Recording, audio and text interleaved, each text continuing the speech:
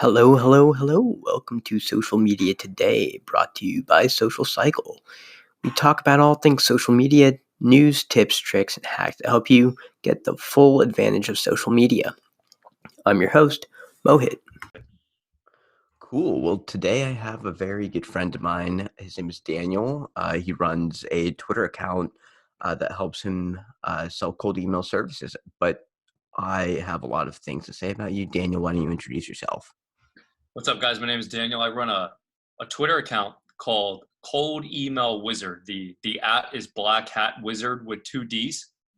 And basically, what I do on it is I sell courses on how to send cold emails the correct way to get clients without spamming and whatnot. And it does get you clients as well. So I run a business where I send cold emails for other people, but I also sell a course on it. So a lot of the times, people who buy the course actually end up becoming a client. So it's really interesting. So Twitter's a great place to do it.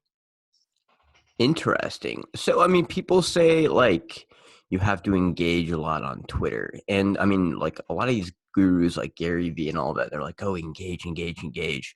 What's your definition of engagement? Yeah. So there's a lot of people on Twitter who will sell how to grow on Twitter guides. And basically what they say is, reply to a lot of people, quote tweets, like do a lot of engaging. And yeah, okay. Now, there's this thing that Russell Brunson made. It's called the Dream 100. And what the Dream 100 basically is find 100 people and comment on their stuff a lot. And I don't like the concept of like, oh, engage, engage, engage. That shouldn't be your goal to engage. Your goal should be to make friends with people. And that is inherently how you grow things in the first place. So when people say like engaging is the tactic with which you accomplish that, yes, but it's not enough. So it's like the fundamental behind it is actually become friends with people. Now, when you do that, and you have to be an interesting person in the first place, right? And like on social media, let me say this: the only thing that's going to grow you on social media is if you are a useful person in the first place. So, like, what is the function with which you want to grow your social media in the first place, right? So, like, you might be trying to get clients, or you might be trying to sell a course or something like that. Now, the only thing you can do is educate people on something, right? So I can engage all I want, but if my tweet timeline is absolute garbage and I don't show anything of use in the first place, no one's gonna reply back. So this is what you need to focus on in the first place: is have something to give to people in the first place. Like, be useful. So, like, show value. I mean, so like value, everyone in today's day and age, like, even in sales too, they're like, oh, you need to quote, show value. What's like, what is defined as value? Or like, what is like one example, like, what's one concrete example of value? Yeah. So let me tell you what I do on Twitter. That's going to give you a good breakdown of this. So I on Twitter, you do this thing where you make threads, and a thread is basically, I did this. Now I'm going to show you how to do it in this thread. And a thread is created by just replying to the previous tweet. So it's just a long tweet thread, right? So in the month of August, I think I've made like 13 threads. And they're really good threads. It's like, okay, I have this problem. Here's how to solve the problem step by step. And that's what value is. Value is giving somebody the resources with which they could take that and accomplish it by themselves. And you will vicariously attract people who want the more in-depth kind of thing, which would otherwise be your service or your course, right? So it's when someone says give value, it's educating. It's like showing them the exact specifics with which you are accomplishing something. So it's like, say you run a business where you help people grow on Instagram. I'm just using this as an example. Well, how do you do it? You can't just say, "Oh, I grow on Instagram," or look at all these people I grew their Instagram for. It's like, okay, now you show me how that you did grow someone's Instagram, like a screenshot before and after. Like, I got this person this many followers and in this time period. Here's how you do it. Thread, right? Show the exact specifics with which you accomplish that sufficiently enough so that they could take what's in the thread, which is free, and accomplish it themselves. That's value. Okay, so you're basically giving like a play-by-play then of how someone should grow. Or, I mean, if you're selling a service, then you're offering free insight then, from what I understand. Correct. Yeah. And what a lot of people might be thinking is, oh, I don't want to show my secrets. Well, good luck getting people into your funnel without piquing the interest in the first place. It's not happening. So if you're sitting here thinking, I don't want to reveal my secrets because someone's going to steal your business, I promise you, no one's going to steal your business, right? Because you got the fundamentals and you've got the intricacies with which you accomplish your service, right? So the fundamentals are what you're showing for free. Well, you want to do this, and you want to format your video in this way, and like the fundamental of it, and obviously the intricacies behind it, such as, oh, what software do you use? What buttons do you click on the software? That's what you would include in your service or course, right? So you're not revealing the intricacies. You're revealing the fundamentals with which you accomplish the goal. Okay. So don't, I mean, I guess the key for the audience is don't show everything that you have, but give like a basic framework then. Yes, exactly. Yeah, it has to be information enough where someone gets a very clear, concrete understanding of how to do it. And like, say you've got a service and you've got, I don't know, say there's like 6 different puzzle pieces to your service. Like you have to do this first, and then this first, and then this first, and then this first. We'll make 6 threads on how to do each of those individually. Okay. And then so like as a result of these tweet threads, like what happens after? I mean, like what's been your personal experience with it?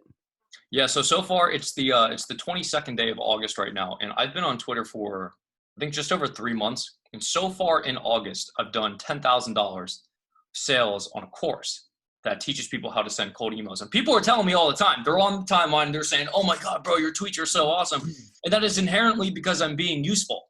Like I'm showing, here's what you do, here's what you do, here's what you do, and then the course shows the intricacies of it all. Like I go in and I show you, here's what you do. You do this, point by point video recordings, like showing you exactly how to do it to expedite the process even further.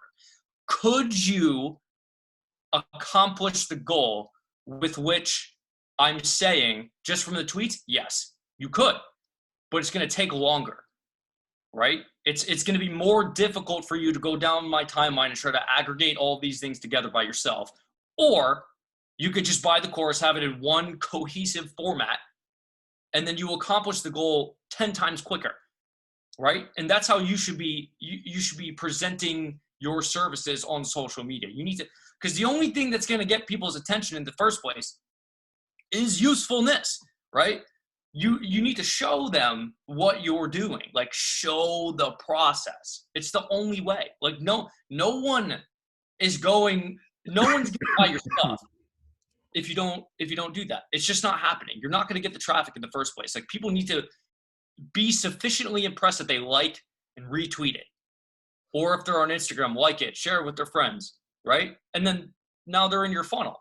And like I don't know what the sales cycle is for people on Twitter, but it's like I wouldn't buy something immediately, right? But then they start following you, they see your tweets, and then I mean it might be like 30 days until they decide, okay, I'm going to pull the trigger on this, and that whole time you've been tweeting every single day, right? Well, you have to warm up your audience, obviously. Like, I mean, with Twitter, you're not like when it comes to shopping for courses, you're not window shopping. You're not seeing whatever you like. I've personally bought maybe like 1 or 2 courses, and that's because I was super careful with it and I saw what other people have to say. Granted, on Twitter, though, I know that there's a lot of bots, and I'm also wary of like fake reviews and all that stuff because I do my due diligence as a consumer.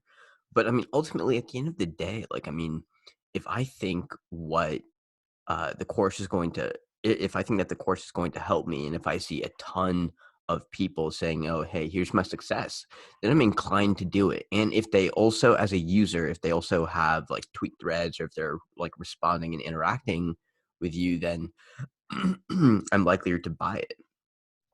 Mm-hmm. So you've said that you've made 10 grand in the month of August alone, and it's not even the end of the month. Yeah, we still got 9 days left. And So it's all organic traffic. Yeah, this is all organic. I've not spent $1 on ads. This was all organic. Me just being a useful person.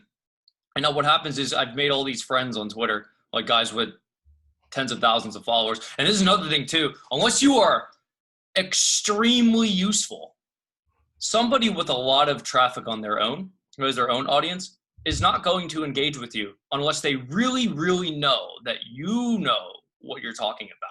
And you probably, like, if you're selling a service, let's just get this out of the way, right? So if you're selling a service, you better be an absolute expert at what you're talking about. You better have something that works, right? So let's just get that off the bat. Don't even bother if what you have sucks. Like, it has to be good. And you might have this kind of like this doubt in your mind, oh, it might not be good. Well, why don't you go do it for free for a couple people, right? If you that's if you have 0 clients, right? But Yeah. if you've got a bunch of clients, you got amazing case studies. Well, it's pretty clear at that point that what you do works, right? Do you ever show like screenshots of like some of the case studies, or like how do you showcase some of your past work? Yeah. So what I do is, like, I've got a pinned thread on my profile right now. So it shows as the first thing. And it's a case study I had with a client that I actually got from Twitter. And within 7 weeks, I got him 35 sales calls with $1 million brands, right? So what I did in the thread was I showed at the top, it's 2 months ago, I started working with this guy. And in 7 weeks, we got him 35 sales calls. Here's exactly what we did thread. And then inside of the thread, I go, well, here's the subject line we used first, and that worked right away. And then I started making these angles inside of the cold emails, and it didn't work. So I made all these angles, and on the 12th campaign, we hit something that worked really well. I showed them where I was scraping the email addresses to do it. I showed them the structure with which I wrote the email. I didn't give the exact wording of the email because people would just steal it. But it's just the basic outline of it. Here's what we did, step by step by step by step. And it's just pinned to my profile.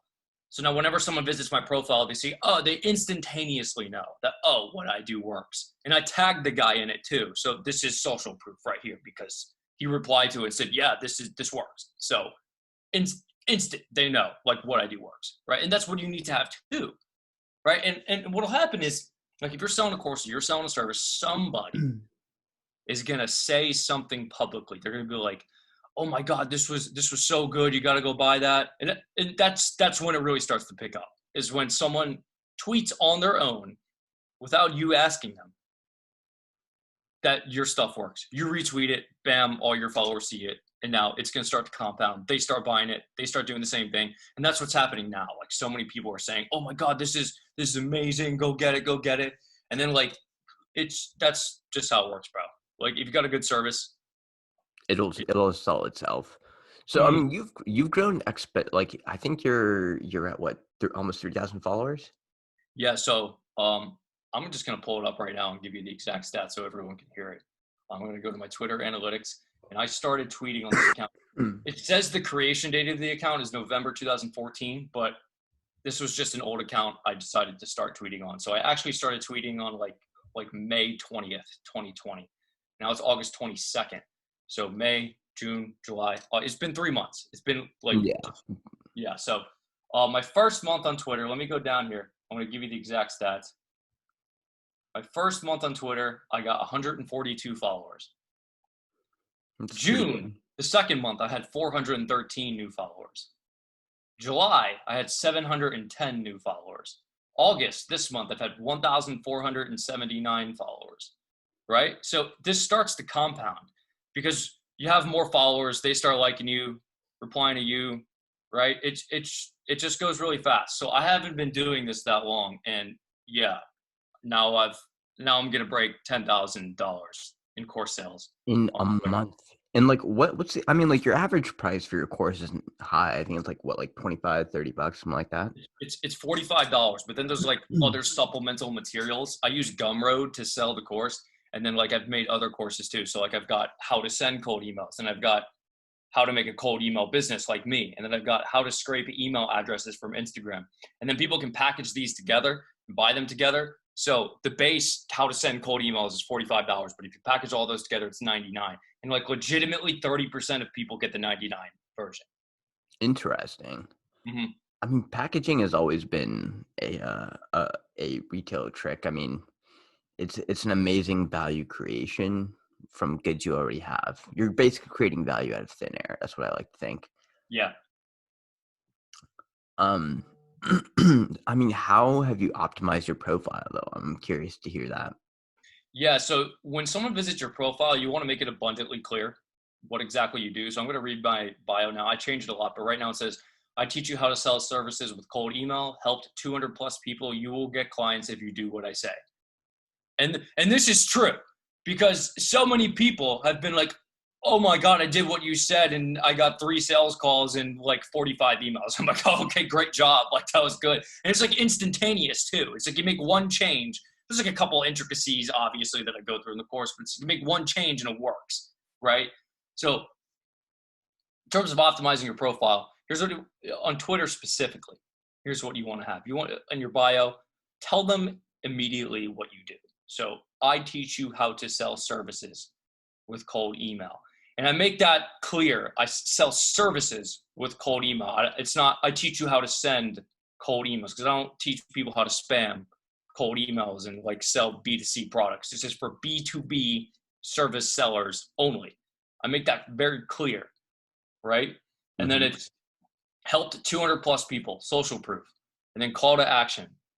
You will get clients if you do what I say. Point down to the link that's in my bio. And then another thing you want to have more social proof, right? So my pinned thread is a case study with a client where I tag him. It has 21 retweets, 66 likes on it. And then every time someone visits my profile, that's the first thing they see. So now they know instantaneously, oh, what you do works. And it does.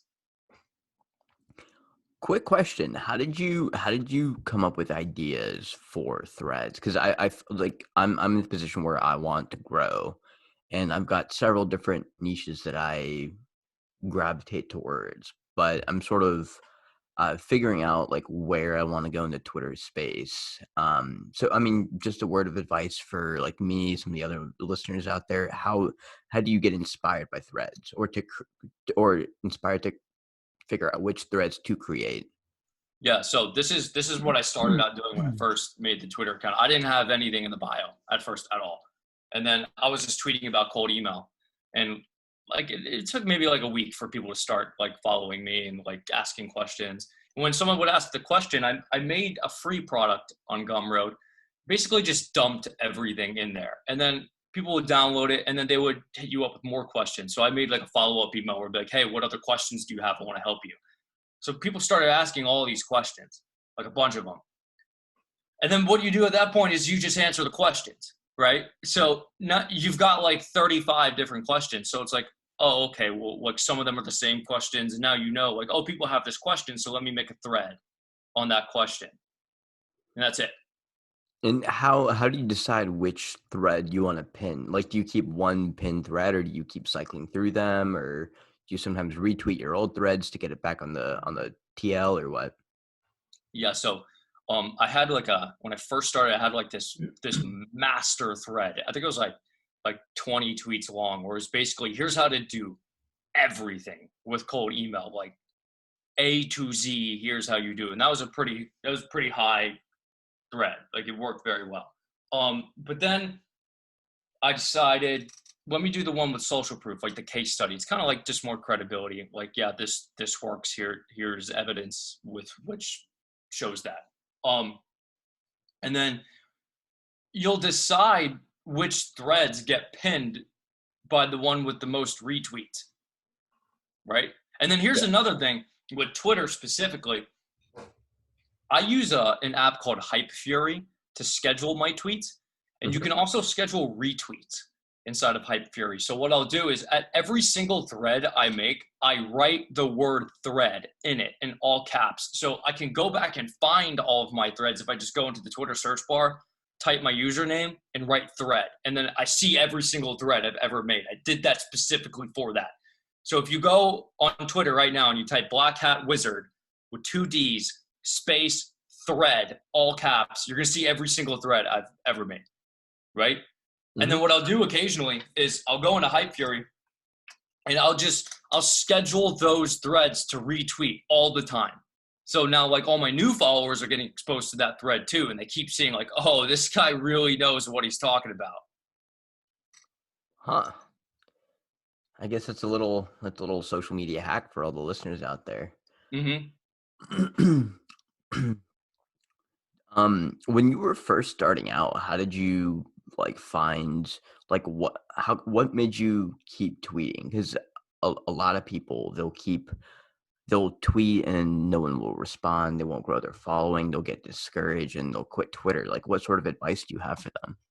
Yeah, so like what we were talking about earlier, like reply to 5 people a day, quote retweet, and when I say reply to a lot of people, don't just say, "Oh, this is cool." Like you look like a dunce if you do that. Like you gotta like make a concrete statement of like I remember some people they would make like copywriting threads, and I'd be like, "Oh yeah, I read this book from Gary Halpert, and here's something interesting he said." And then like you just talk about what you know, like add on to what they said, something that is useful, right? So that's the functions with which you actually say your replies. And here's what really happened was for like because it was like 2 months until I got like 1,000 followers or something like that. And when you're below 1,000 followers, that's really when you need to like be replying, engaging a lot. Like you need to just be talking to a lot of people, and like it just takes time for the big guys to see like, oh yeah, this guy knows what he's talking about. And then when you get like 1,000, you don't really have to do that anymore because like it doesn't even matter what you tweet. Like it just gets a lot of likes and retweets. Like I tweet anything and it's like gonna get at least 20 likes every single time. Like always. Yeah. Do you have a certain criteria of like tweet that you retweet, or I mean, do you just kind of retweet whatever you find funny, helpful, useful? Yeah, so I definitely show my personality in this. Like I'm not a robot. It's not just cold email. Like I'm I definitely put some humor in there because I'm talking to my friends at this point now. So like make that distinction very clear. You're coming onto Twitter to be social and have friends. You're not this isn't an engagement pool where it's just like robotic. Like you have friends now and you're speaking to your friends, right? So um something I like to do is if I tweet something related to cold email and it kind of takes off, what I'll do is I'll reply to that tweet with a link to my course. And then what I'll do is, and this is outside of the thread, so it's like a singular tweet just Hmm. related to cold email. I'll reply to it with the link to the course, and then I'll retweet the top thread. I'll schedule retweets of that for like the next month too, because you're getting all these new followers. They didn't see that tweet, and now you just retweeted it, and now they see the tweet, and now there's like I said something related to cold email. Now they're like, oh well, like I still have this gap, and then they see that the course is plugged under it, so they're like, oh, let me go check this out, and then now they read the landing page, and then bam, there you go. You're gonna get a conversion eventually. When you were first starting out, like, so when you were like reaching out to some of these quote bigger accounts, like, did you? I mean, no one's going to respond to an initial like just response. Did you like? So like you quote retweeted. How did you sort of like identify those like accounts to engage with? Did you have Yeah. like a dream 10 basically, or?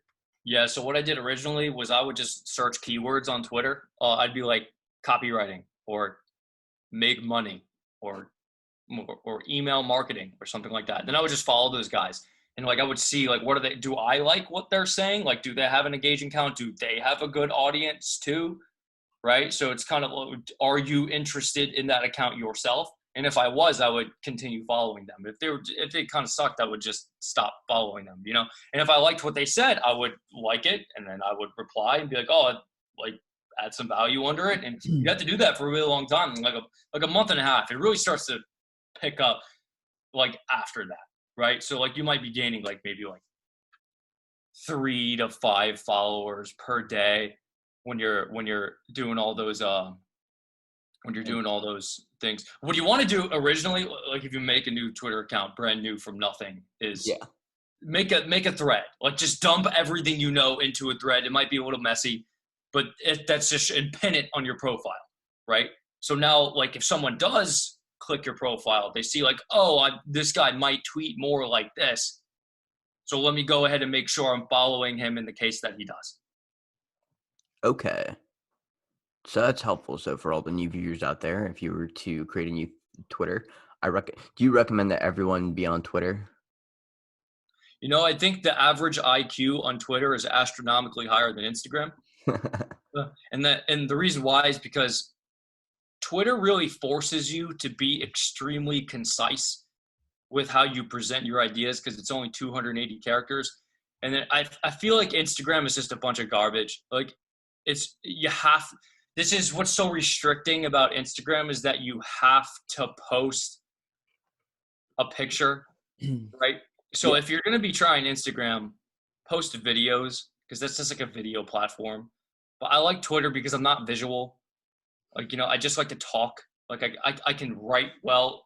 And now when you tweet a lot, you start to think in tweets. Like literally your mind thinks in tweets. Like, oh, how do I structure this into a tweet? And that kind of just happens. What you learn is like you're following the good accounts that you like and they're tweeting all the time. And you see the structure with which they write things.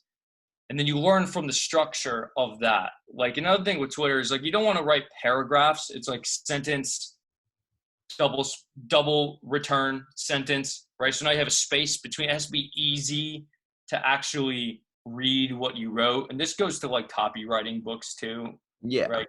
You gotta present your ideas in like a very easy to digest format. Yeah, I mean, like, I with Twitter expanding their character base to 280 characters, I feel like it's helped a lot of people. 140, I don't think was excuse me, I don't think 140 was en enough, but 280, I mean, it's enough to get maybe what, like 3, 4 sentences, if that, and it helps you show stuff too. Like, I mean, one of my pin thread right now is I'm buying a 20-unit apartment building Mm-hmm. across the country, and I've only seen it once, and I'm sort of going step by step by step for, hey, here's what's going wrong with it. Here's what I like. Here's what the property looks like. All this stuff. But like Mm-hmm. the goal, I mean, right now I only have 280 followers, but the goal is to just to prove to people, hey, I'm legit. Here's the property that I've bought. And I mean, it's like when people first see my page, that's that. I have nothing in my bio just yet. If I wanted to sell a course, I could. Yeah. So common misconception here is people might think, oh, I don't want to go follow people in my same niche because I'm competing with them. Yeah, no, don't remove that concept from your mind because that's not true, right? So like Mhm. you're doing real estate investment. So like in your case, you're gonna go follow a bunch of real estate investors and start liking Yep. their stuff and commenting under it, and that's what you do. And now you're leveraging their audience, right? And then if you're posting real stuff too, they're gonna see that you're legit, and now they follow you and they start engaging with you back. So this is kind of like social construct thing. It's like no one's gonna reply to your tweets or retweet your stuff or like your stuff if you're not doing it first. It's not happening. And like what I would have a lot is, oh, say there's like a big account. Like I would retweet and comment on their stuff might take like 10, 15 times until they finally follow you back. Like just keep doing it. Like because you'll find when you have a lot of followers, you're getting a lot of stragglers too. And like it just takes a couple impressions, like a couple replies for you to like notice them. That's just how it works. Like it's not personal. Like just keep doing it. Keep Yeah. liking and commenting and adding value to them, and they're gonna notice you eventually. Do you think that the real magic of Twitter though happens in the DMs? No. Really? Yeah, you can. I think the DMs are for becoming even more friends with the people you already like, right? So, like, say you've got your Dream 100, you've identified 100 people who you really like. Might not be 100, might be 20. Now, like, if you post something interesting or they post something, hit them with a DM. Like, maybe ask them a question, like, "Yo, that was really cool. You might want to check this out," or something like that, and like, just becoming friends with people. In terms of like selling things, normally I don't really sell in the DM. People just buy it. Like they just do, because there's so many people who are just posting now. We're like, dude, your course is great, and like I retweet it, and now they all see that, and then like every day I'm posting straight value, like do this with your cold emails. I didn't think it was possible to tweet 3 to 5 times per day about cold email, but here we are 3 months in, and I'm still doing it. I mean, But you made 10 grand, dude, off courses. Like that's 10 grand is like a livable wage. That is a lot of money for yeah, someone who's been on Twitter for 3 months. I'm very curious to see like where you'll go in like another 2 months.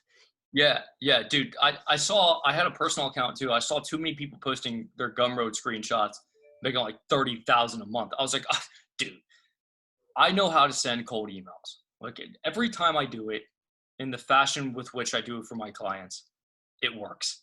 So it was like, I have to be able to sell a course on this. I'm like, what's the worst that's gonna happen? It doesn't work. So let me just stick with this for 2 months. Like you can't. You need 2 months, right? And you can't be like, oh, I'm gonna do this for a week and peace out. Like it doesn't work like that. Like it does not. Like you need to stick with it consistently for 2 months, right? If you really, really want it, you're gonna do it for 2 months. Yeah, definitely. I do agree with that. I feel like people quit too early in the game. And I mean, like, ultimately, like, Twitter is just for fun at the end of the day. Yeah. No one's asking you to tweet. No one's asking you to be on this beautiful social Flappy Bird network. I love this app, by the way. Mhm. If it weren't for Twitter, Daniel, I wouldn't have met. I would have. There's like a lot of friends that I would not have met if it wasn't for Twitter. And I mean, like, it goes to say, like, what do you think, like, the how deep these, like, friendships are? Like, I mean, would they say that they're deeper than your real life friends? Yeah, I would at this point, honestly, because like me and you were boys, and Yeah. like we started following each other when I had less than like 100 followers. Like, and you probably saw I had a pinned thread up there, so you're like, oh, this guy kind of knows what he's talking about. I think you shot me a DM first, and then we were just talking, and we're Yeah. like, hey, let's get in a Zoom call, and then we talked in the Zoom call, and now like we're friends. Like Yeah, yeah. that's how it works. I think our first interaction was so I work in tech sales, enterprise tech sales, and I do a lot of cold email. And previously I had a social media agency selling Facebook ads to local businesses, and then I had a content site. So I was like pretty familiar with cold email. We'd follow the same YouTubers, and I was like, huh, this guy's content looks pretty familiar. And then we just started like talking, and then it went down in the DMs. Now we're friends. Yeah, yeah. So like if it, you make friends in the DM. So let me stress the importance of that like a lot, because like and this is especially true with like a lot of the guys who have like a lot of followers. It's like if you're showing people you know what you talk about, you know what you're talking about, then like these big guys are gonna be interested in speaking with you because they know you're a killer, right? They Yeah. know. Yeah. I mean, Daniel, so for the podcast, do you have any like parting words? Do you like if people want to get in touch with you, where can they find you? Yeah. So if you want to find me, go on Twitter, Black Hat Wizard with 2 D's. Um, if you want to learn about cold email, dude, there you go. I tweet about it all the time. Cool. All right. Well, Daniel, thank you. I appreciate you being the first guest on social media today. Listeners, please follow me at Business Guy 12. Tweet at me if you have any improvements for the podcast. And that sums it up for the first guest. Tell me how you like it. Please rate us 5 stars everywhere you get your podcast. Thank you for listening. This is Mohit. I'm signing off. Please rate us 5 out of 5 stars on wherever you get your podcast, whether that's Spotify, Apple Podcasts, Anchor, Stitcher, whatever it is. Thank you, and I hope that you have a great day. Please sign up for the beta at socialcycle.io.